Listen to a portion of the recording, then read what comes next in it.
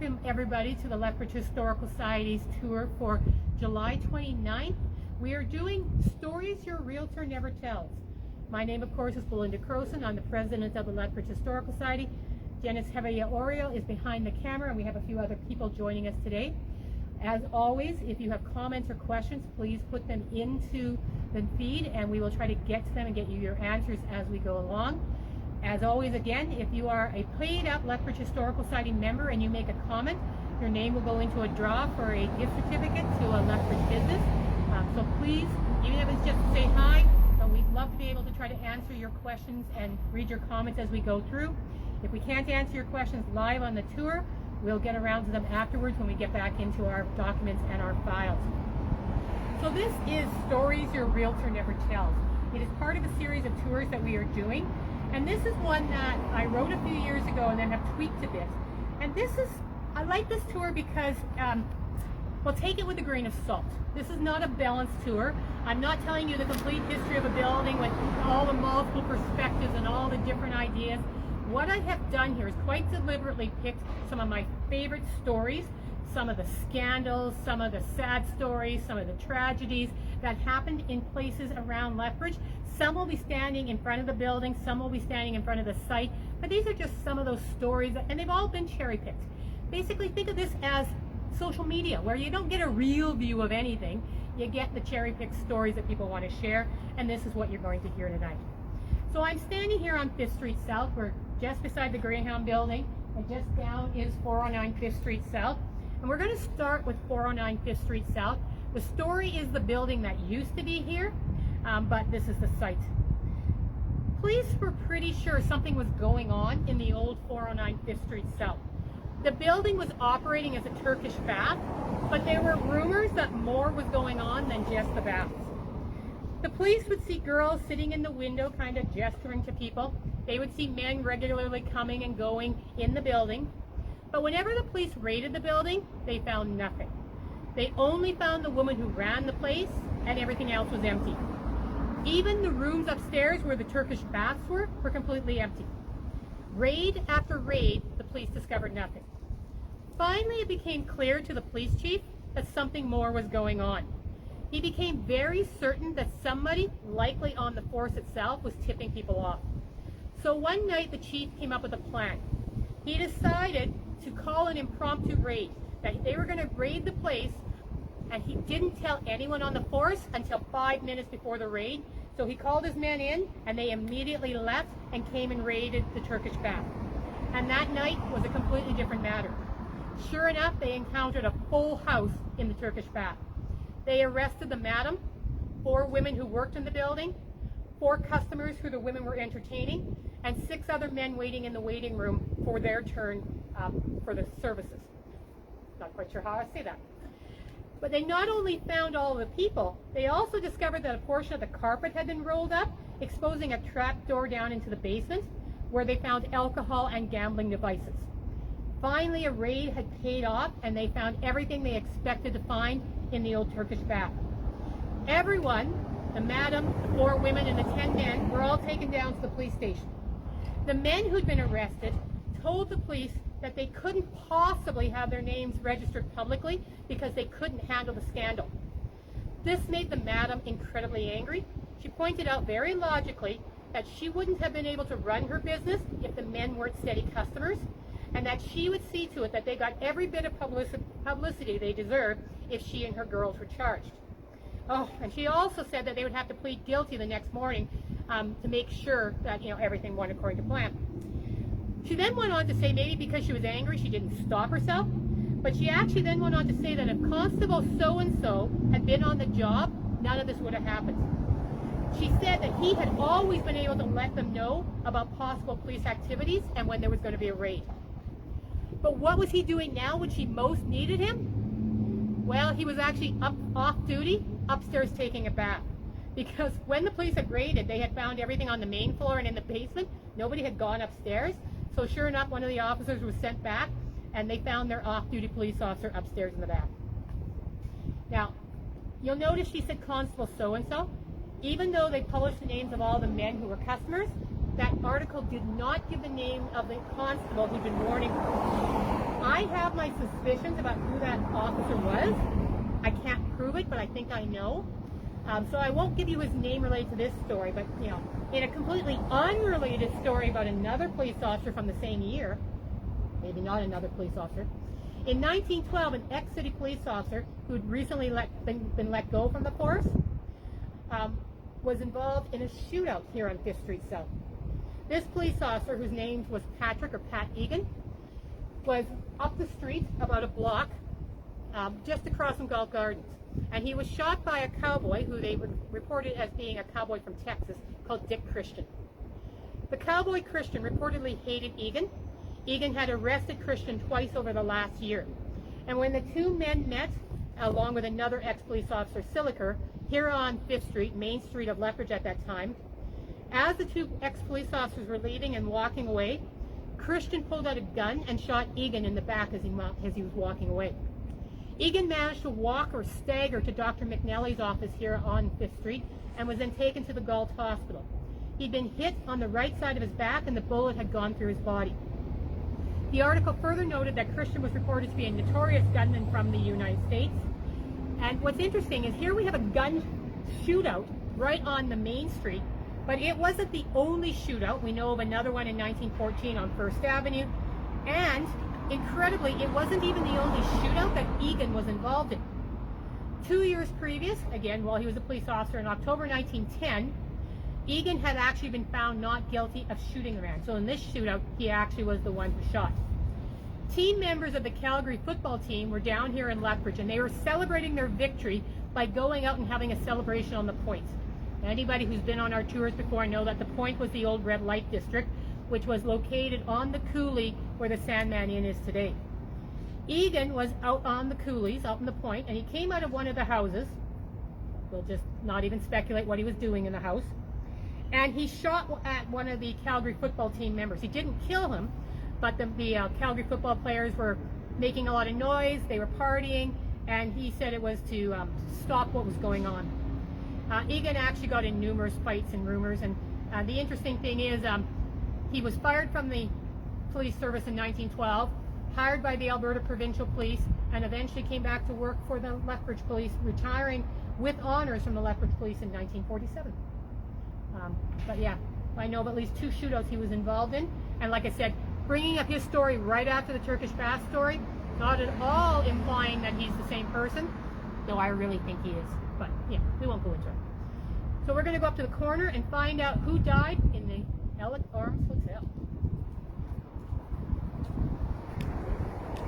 I'm sure everybody is probably forgot what you saw. It is a nice evening. No mosquitoes out. It was okay. No wind. Yeah. Minimal wind.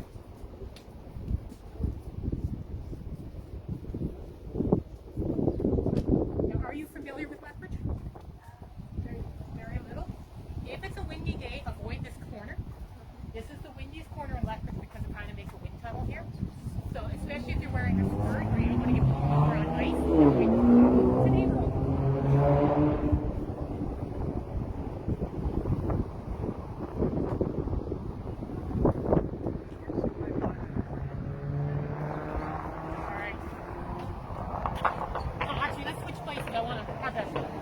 Arms behind me.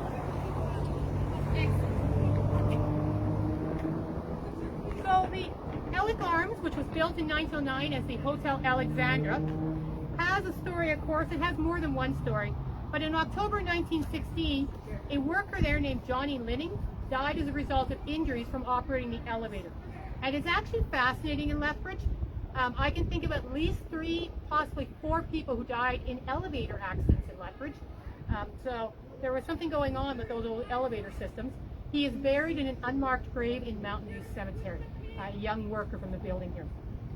Now, when the Elliott Arms was built in 1909, the construction of that building had a dramatic effect on the building next to them, the building that says Lady Luck Lounge. Lady Luck Lounge was built in 1908 as the Lyceum Theatre. And it is an old theater from 1908, and it's the last of our old theaters that is still standing. And that building, as I said, is 113 years old. It was built in 1908 and actually led to some changes in Lethbridge City rules and laws. And since Genesis is on the planning department, you may find this quite funny. Because the Lyceum Theatre actually led to the fire chief being fired as Lethbridge's building inspector, and caused the city to actually hire an independent building inspector, and also change the building codes and building laws in Lethbridge. Now, how could the building have caused all of that? When the building was built in 1908, it was built incredibly beautiful. It had a facade that had an arched front with a recessed entry, and an electric sign that was made out of 100 bulbs framed by another 150 bulbs. It was an absolutely beautiful, incredible look to the building, but it had a few structural issues. In July 1909, tremors caused by the construction of the Hotel Alexandra caused some of the walls of the theater to collapse. Now, fortunately, it was during the middle of the afternoon, and the theater was closed at the time. There was nobody there. But one of the workers who was working on the Alexandra was actually trapped, had a few injuries, was sent to the hospital, completely survived from it, but he had been trapped there for a bit.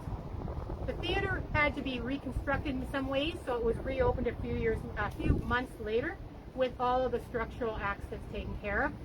But as I said, the result was the fire chief was dragged in front of city council, had to explain what happened. They reviewed things. He was fired from that job of building inspector, and we hired a building inspector. And this is my own joke, right? This is stories your realtor never tells. I would always be a little more cautious buying a building prior to 1909 in Lethbridge than a building after. Because since 1909, you know there's a building inspector in Lethbridge. So something to think about. So we're going to cross and go find out what happened in front of the Delos Hotel. Let's go this way. Right by the Delos. Where's this from? Oh, this is the Lethbridge Historical Society, and it'll be on our Facebook page. Oh. Email it to me. Or you can check it on YouTube later. Okay, post it. You guys your own page.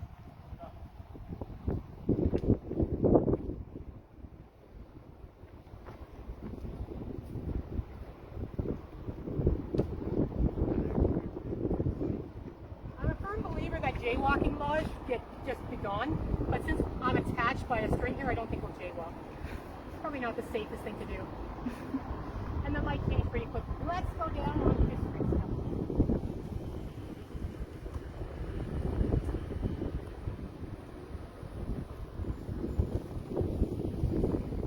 Now, luckily, we have almost no buildings. We have almost no buildings downtown that are before 1909.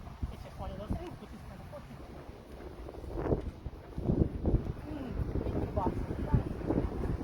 All right. You're going to get everybody in here.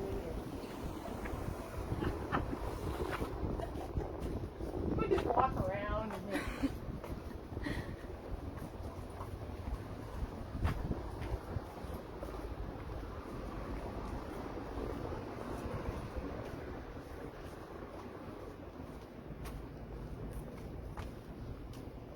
Every time I walk down this street, I just think of how many buildings we've lost to fire, right? And we lost the old Capitol building here, we lost the Balmoral Hotel, we lost the old Sand building. Yeah. Fire has had more effect on our historic buildings than we ever want to admit. It's been quite dramatic, some of the changes.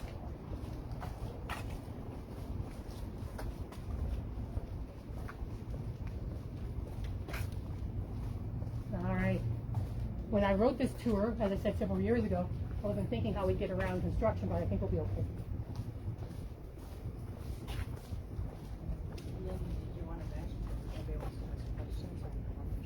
Sure. So as we're moving up to the next place, just a reminder that if you've joined us, and if you have any questions, please do ask them on the Facebook, and we will get around to them and answer them as best we can.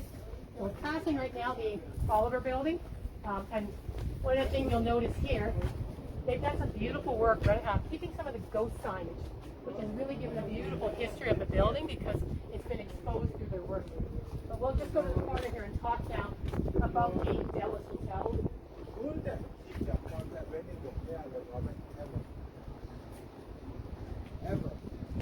You want to go up there, or I will stand with my back here?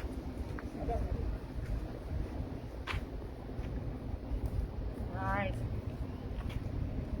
One of the things about the Delos Hotel, not the story I'm going to tell you, But one of the things about the Dallas Hotel is we know that a future prime minister lived here. So he wasn't prime minister when he stayed here, but he became prime minister. Does anybody know which person stayed here who became prime minister of Canada? And he actually planned an important national document here. William Lyon Mackenzie King, when he was deputy minister of labor, stayed here during the 1906 strike, and it's said that here in the hotel he kind of came up with the idea for the 1907 act that would be about labor regulations. So it's a good story that we know William Lyon Mackenzie King stuck in this building. Another person who was in this building was a man named Jerry Carroll. And in 1916, Jerry Carroll died as a result of being in this building. Jerry Carroll was a farmer from the Kip area, and he died from a head injury sustained in a street brawl just here outside the Dallas Hotel in May 1916, and the accident took place on May 23rd. Carroll and a man named Mike Chubbs, I'm not sure how to say it, C-H-U-B-S-Z-Z, who was identified as an Austrian miner, had both been drinking here in the hotel, and a fight ensued between the two men. It was alleged that Chubbs knocked Carroll down, and that Carroll hit his head on the pavement right outside of the hotel. He was knocked unconscious, taken to the Gulf Hospital, and he died several days later of those head injuries. Chubbs was charged with manslaughter. He went to trial, and finally, in September of that year of 1916, fortunately for him, all charges were dismissed against him, and he was discharged from custody. So even though the death resulted from the fight, he was found not guilty of everything. Now, I know I've told this story before, but I can't ignore the Columbia restaurant, which used to be across the street. I live up here. Do you want to interview me? That's okay. We're doing Scandal, so you might not want to be part of it. Okay. Just check. So we have across the Henderson and Downer block. That's an 1897 building, 1897, 1895. We'll have to double check. And it has had many different businesses over time. In 1907, it was the site of the Columbia restaurant. Now, there are a few different versions of this event. And one of the things, and I know I've mentioned it before, when anything goes really bad in Lethbridge, those are seeming to be the only times stories from Lethbridge get picked up by multiple newspapers. And this event was even written about in the New York Times. Our good behavior never seems to be picked up, which is why, like I said, this tour is like social media. I'm only giving you the bad behavior. But this certainly was one of the worst ones. And I'm going to just give you the basic facts. So on Christmas Eve, 1907, a man named Harry Smith came into the Columbia restaurant. It was Christmas Eve, and he had been visiting a whole bunch of restaurants prior. When he got into the Columbia restaurant, he got into a fight with one of the Chinese waiters. Another waiter grabbed a hammer, hit Harry Smith over the head. Rumor got around town that Harry had been killed. The next day, being Christmas Day, it is reported that 500 people came down to the Columbia restaurant looking for the Chinese waiter. They destroyed the restaurant, were looking to destroy other Chinese businesses in Lethbridge, when the mayor came down, read the riot act, and using the services of the city police and the mounted police, the riot was finally curtailed. Now, that is what the version is from the 1908 newspaper. One of the things I find interesting about this story is that as you read different versions, you get completely different stories. And there is another story that comes from it 20 years later, from 1937. This one actually is titled, "The Christmas the Cowboys of Lethbridge Went Berserk." And it blames the Cowboys of Lethbridge for this. Now, you might have heard me say that Harry Smith had visited a lot of restaurants prior. You might be wondering, why would you be going to a lot of restaurants? Well, this story is a lot more precise. It actually says Harry Smith is drunk, that he'd go to a restaurant, get kicked out, go to a restaurant and get kicked out. And when he came here to the Columbia restaurant, he was so drunk, he was said to be shooting tomato cans off the wall of the restaurant. I think we can now understand why the waiter was trying to get him out. I couldn't understand why on earth a waiter had a hammer. In this version, it's not a hammer, it's a knife, and not the sharp pointy end. He used the butt of the hammer to direct Harry Smith out of the building. The next day, just the same, about 500 people come down. They do destroy the restaurant. They're looking to destroy other Chinese businesses when, as I said, the police show up, both the mounted police and the city police. In this version, they bring a wagon and they start arresting people, but they can't figure out why all the people they arrest fit into the wagon, till they realize that the poor driver at the front of the wagon is trying to hold the horses and trying to hold people in the wagon, but that means that people are actually going over the driver and getting out. So it's really hard to know if there are 500 people or 100 people each arrested 5 times. Like it's a chaotic scene that is going on. Finally, they get everything, shut down and closed, get the riot over. And in this report, they clean up the restaurant the best they can, apologize to the Chinese owner, and then everybody goes home. So as you can see, we have very conflicting versions of it, but we do know it all happened there in the Columbia restaurant on Christmas 1907. This street, as I said, was Main Street, and it does have a lot of that early history. On this street, we had a lot of the old pool halls, saloons, and gambling establishments. They were here and also down on 1st and 2nd Avenue.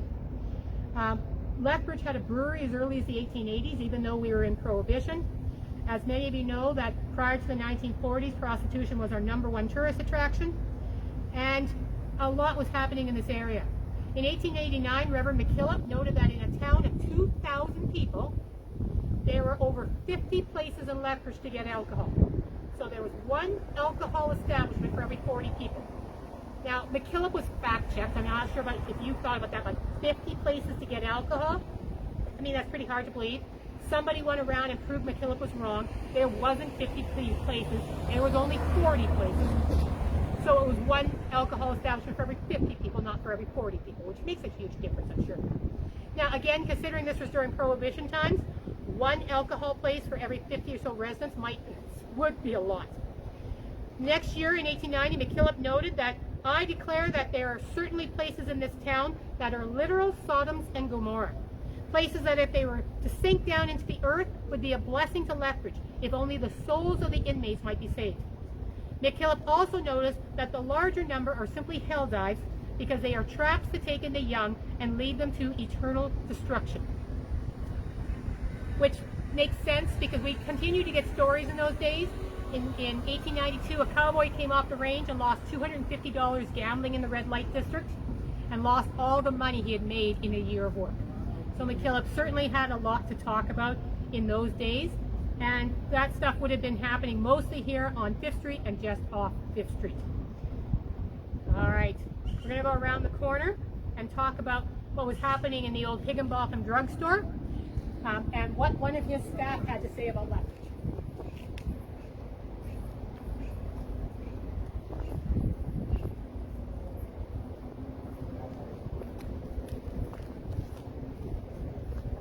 I love the colors on this. I don't think anybody's surprised I like the purple.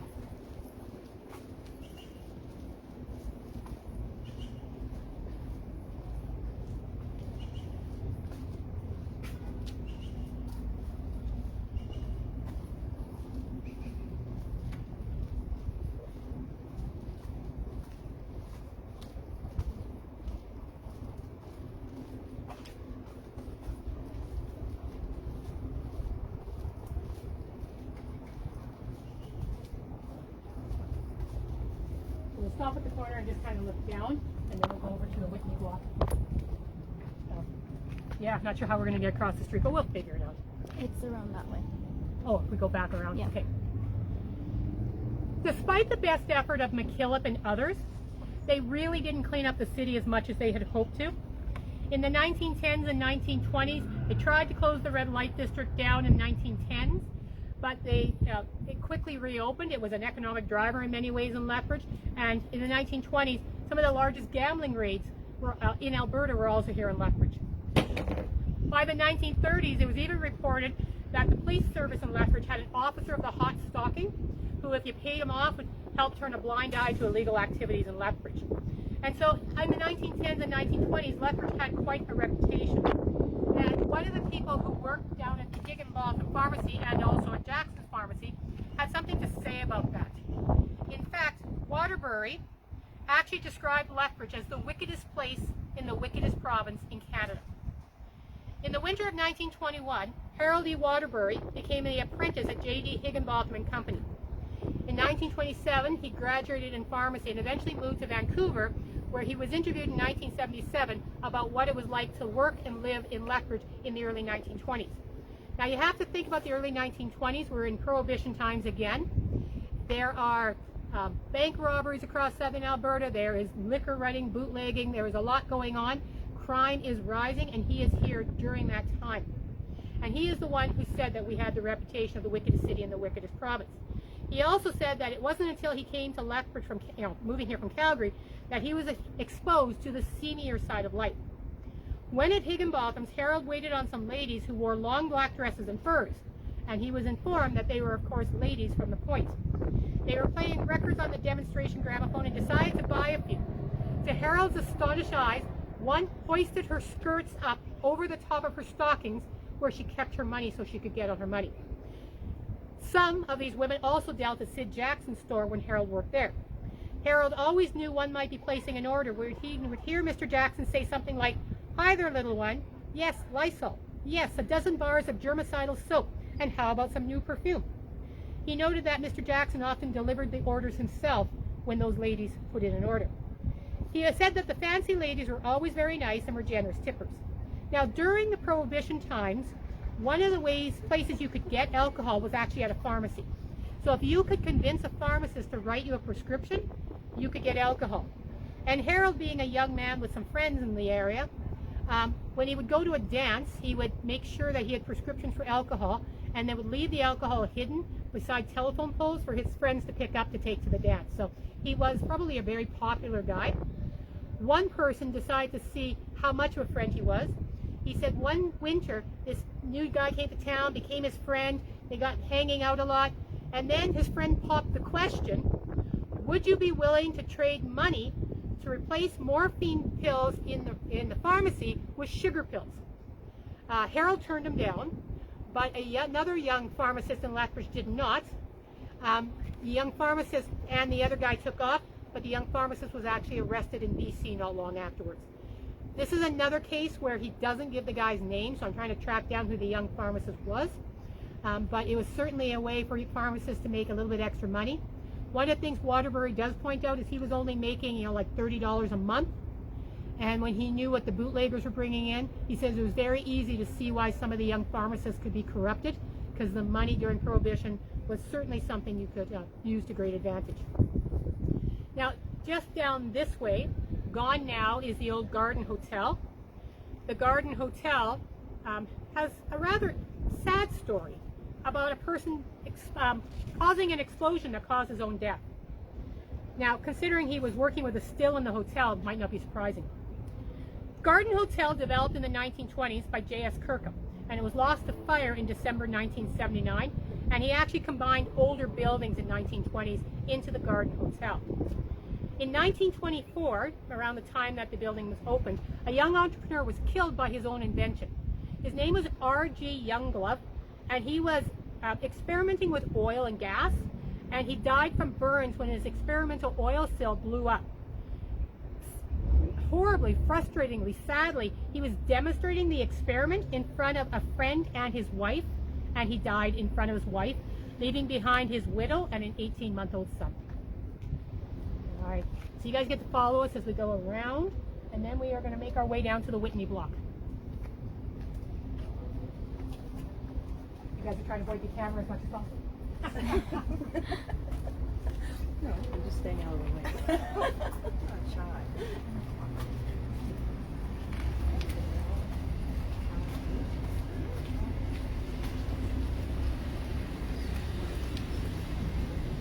You know, the funny thing is, I mean, I could tell you basically everybody who died in every building. The buildings where people died don't necessarily have the best ghost stories in place. Who's find that out? But maybe now that people know who died there, maybe they'll be ghosts. Who knows?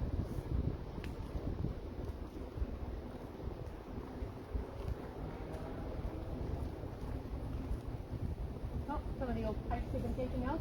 They're pretty small pipes.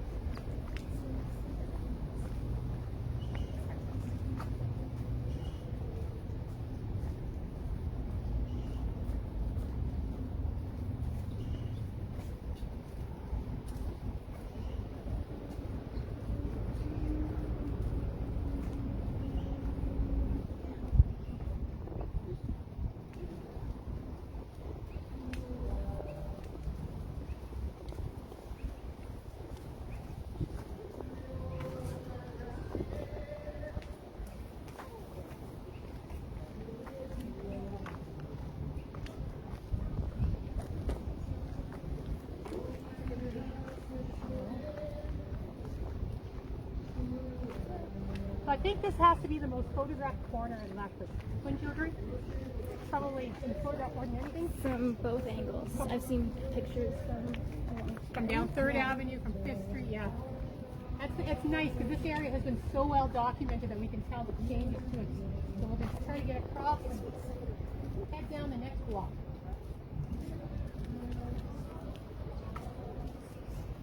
I love the new electrical box covers. They are beautiful. Yeah, they really add something different downtown here.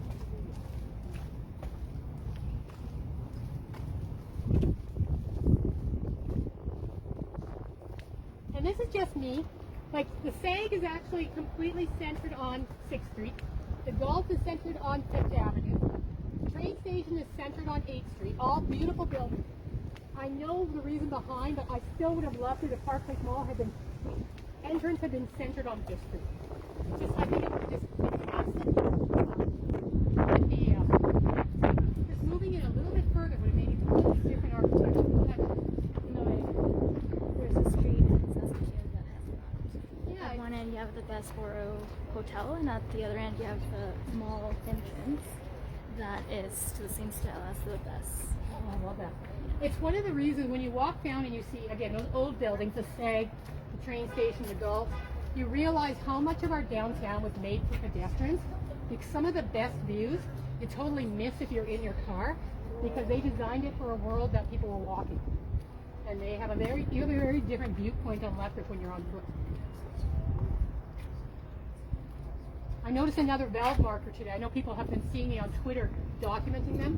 They're the old markers that marked where the city had valves from the 30s to the 60s. There's one where the homeowner has actually put a garden around it and made it part of his beautiful landscaping. And I'm like, okay, that's adorable.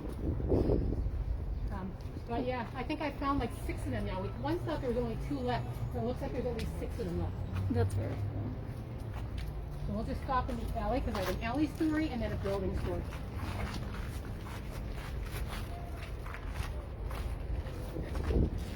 So in this alley here, down actually on the next block, there was another shootout in Lethbridge. This one happened a bit earlier in 1908. I just have to find the right shootout. It's bad when you have too many shootouts.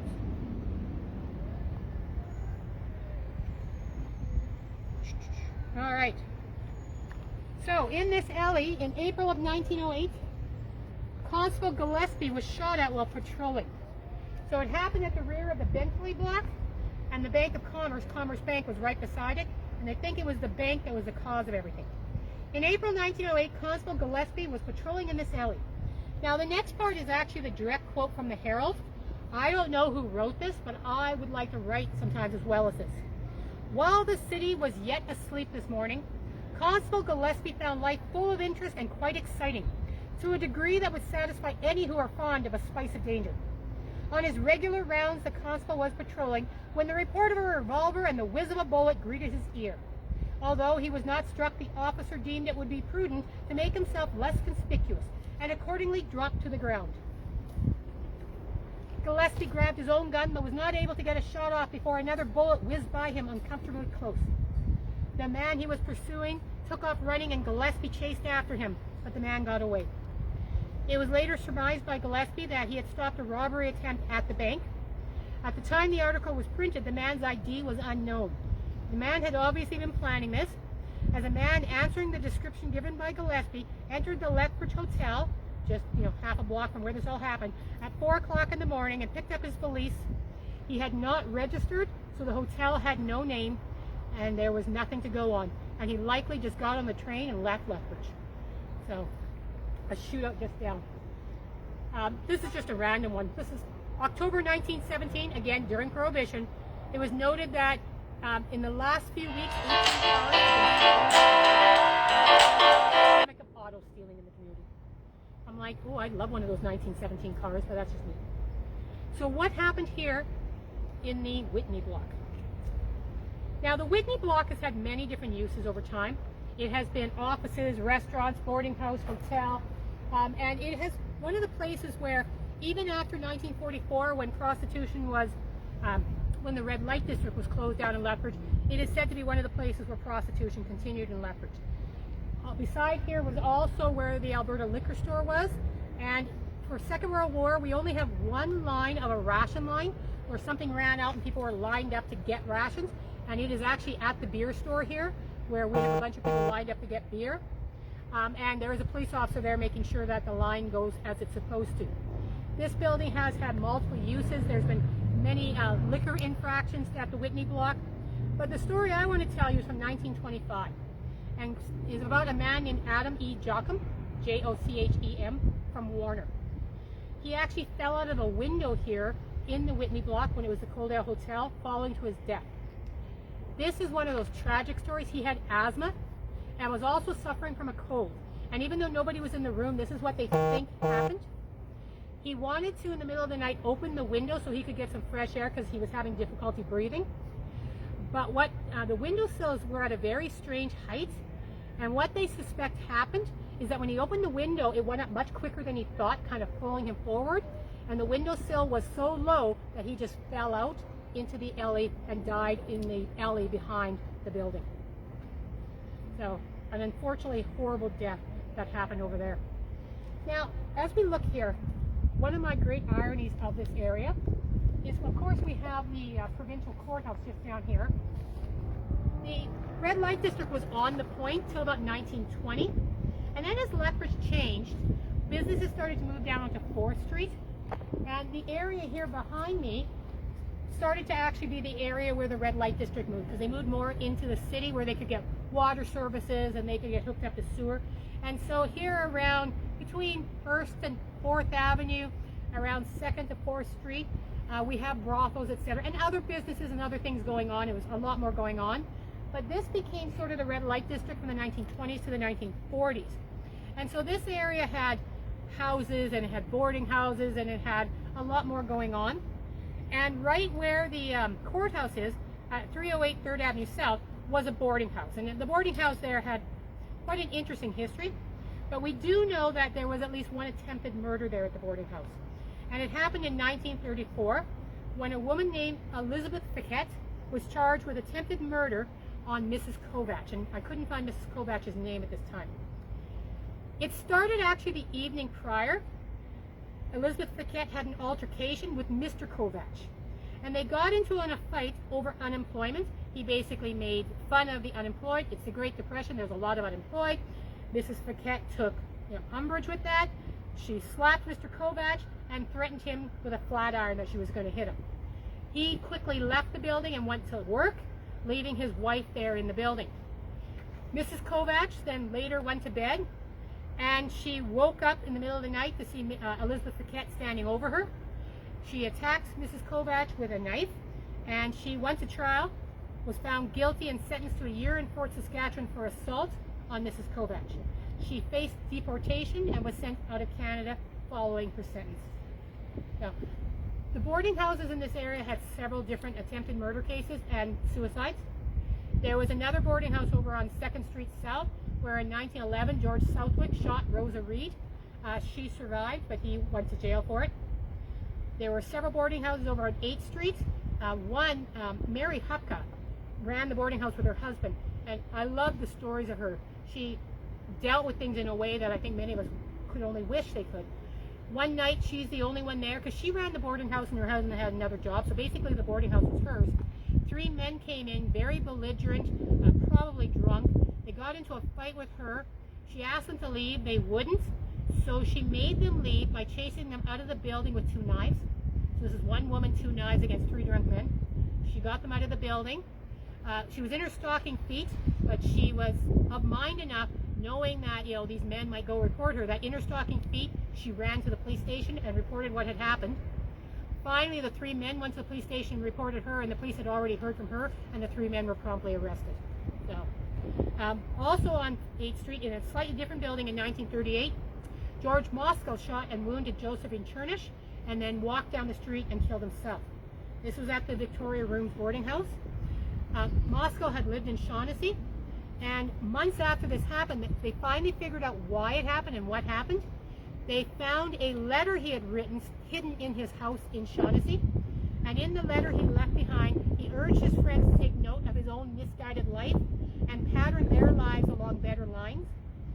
He died from the head wound that he inflicted on himself. Mrs. Chernish was able to recover from her wounds. So lots of stories in lots of places in downtown. But we're now going to go to a little more political story and find out about the news event that got Mayor Hardy in the New York Times. As I told you, we only get into the New York Times when bad things happen. So why was Mayor Hardy in the Christmas Day 1921 New York Times? So I think it might be easiest if we just cut across to the parking lot and go to Red Square. You don't even have to go to Moscow to go to Red Square.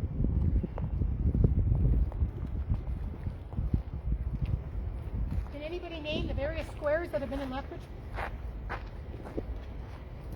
No? We had Chautauqua Square, where the Chautauquas used to be. And we had Victory Square on 6th Street and 4th Avenue, where they had all the Victory Loan parades and Victory Day celebrations for the Second World War. So, though our squares aren't as famous as Times Square, we did have squares in Lethbridge. And the squares are not squares, like it's not a square park.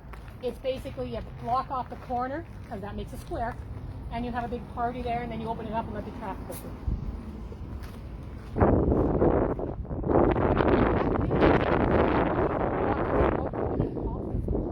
Now trying to have a street party is expensive.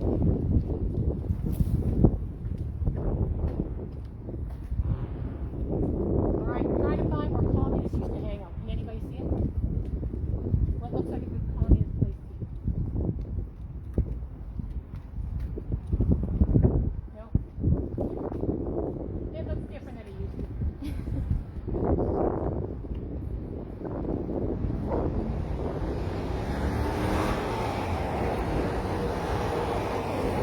I was thinking that's them speeding, but that's the police. So go ahead.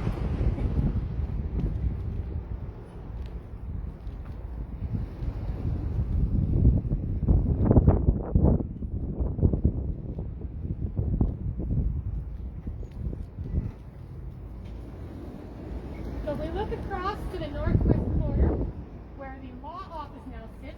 That is Red Square in Lethbridge. So we used to have the Chinese National League building right beside, and they would actually stand on the back of the Chinese National League building, and there would be large groups here during the 1930s. So if that corner inspires you, that is where the communists used to meet in Lethbridge. So it wasn't just on May 1st, International Workers' Day, but on other days as well, communists, labor groups, and others would have rallies, and then they would lead parades and protests from that corner. Throughout the 1930s, Communist Party actually ran a slate of candidates in Lethbridge during municipal elections. Nobody from the Communist Party was ever elected in the 1930s in Lethbridge, though of course labor candidates from other parties were. Now that corner has rather an interesting, well not really an interesting history, but we can connect it to the story I was telling you about Mayor Hardy. This story takes place in 1921. And the newspaper actually reported that there was a Bolshevik plot, so a communist plot in Lethbridge to kill Mayor Hardy. An anonymous letter written in Russian was sent to the Lethbridge police station, which was then down on 4th Avenue and 7th Street. It came into the hands of Chief Gillespie, who was fortunate enough that one of his police officers actually could transcribe Russian, and they translated it, and what it said is that the Reds, the Bolsheviks, had a design on Mayor Hardy and the city's wealthy. Unemployment was given as the reason for what they wanted to have as a reign of terror. Mayor Hardy had just previously gone to a meeting in the Miners' Union Hall and said that the miners did not donate $500 for relief for the unemployed in the city. And a couple of the miners, the Stinkovich brothers, also called the Stinkovy brothers particularly, were highly upset by what the mayor had said. So they noted that they should actually kill the mayor and kill any of the rich in Lethbridge and use that money to help the unemployed. People who heard them say that, one of them of course wrote a letter that was then sent to the police station. Now, surprisingly, they did not immediately go out and arrest the Stinkovich brothers. Well, they didn't have to because they were already in jail. Just before the letter arrived, a couple of days, they had been at a wedding and had stabbed another man named Duchek. They had been fighting over things in Russia because Duchek's father in Russia did not agree with the communists. So the Stinkovich brothers had attacked him and stabbed him and had been arrested. So when they got this letter, they already had the men in arrest in the very building where they got the letter. So that was actually quite convenient. Duchek did survive. He was spent a couple of months in the Galt Hospital, but he did survive. And the two Stinkovich brothers were put on trial. They finally were charged not with attempted murder, but with causing bodily harm. Bodily harm, and were sentenced to 6 months of hard labor for the attack on Duchek. Nothing ever came that I could find for any criminal charges for the threat to kill the mayor of Lethbridge. So I don't think that was the only time Hardy ever got, threats and stuff. I think many of you know I absolutely love Mayor Hardy. He's a cool character kind of dude. He also threatened to throw the media out of City Hall because they were publishing things he didn't like, and he told the media they could only come back if they published what he liked. So he was an interesting mayor, to say the least. We're going to turn around to the frontier of the old Fire Hall and the Hungarian Hall, and we'll talk about the 1960s street.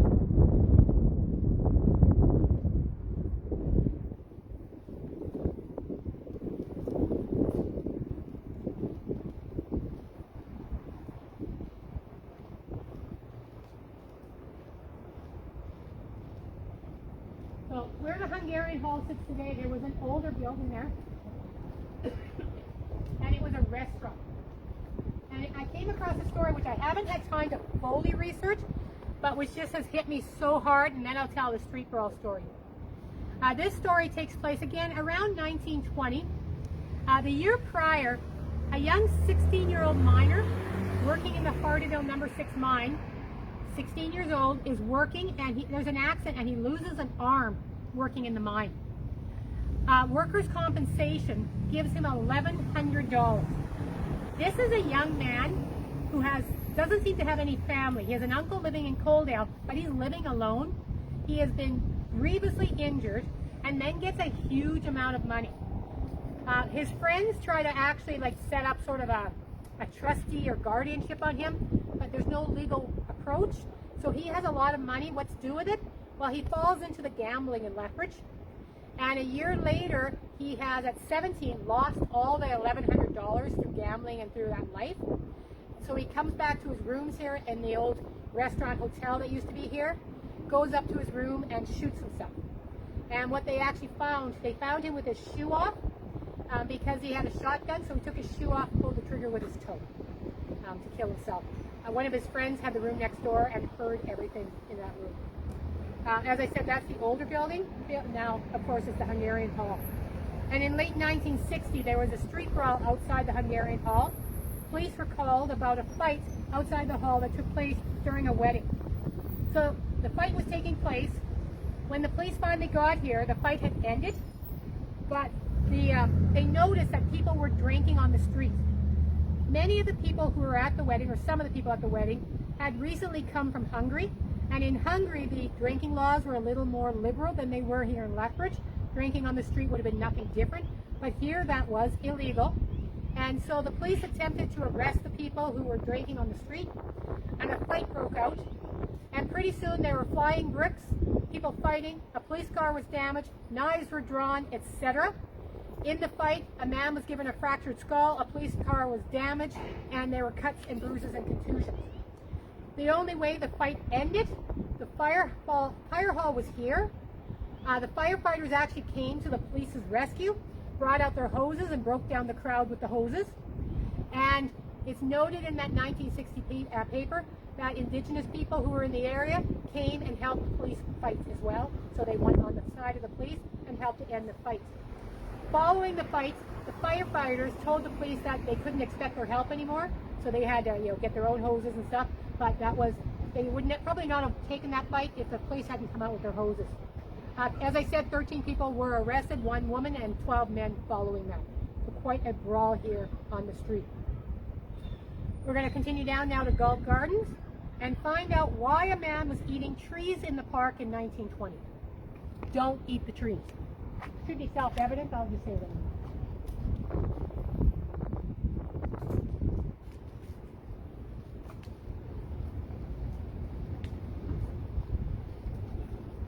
I was hoping the the building, the one across the street still standing, but sadly the building is gone. What was it? It was a restaurant called the Fashion Cafe. Okay. Yeah, I'm like, wouldn't you like to go back in time and help as a teenager? Like, what a life. As so many people have then and have now.